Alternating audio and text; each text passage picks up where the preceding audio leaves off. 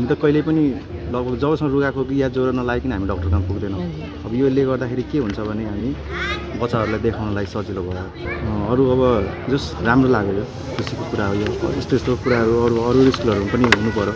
यस्तो चेकअप अब इफेक्टिभ नै हुन्छ होइन। अब किनभने अब हामीले सधैँ हस्पिटल लगेर मात्रै पनि रोगको पत्ता लाग्दैन, कहिलेकाहीँ यसो चेकअप पनि गर्नुपर्छ। स्कुल टिमलाई र हस्पिटल टिमलाई, हजुरहरूलाई, डाक्टर म्यामहरूलाई सबैलाई धन्यवाद छ।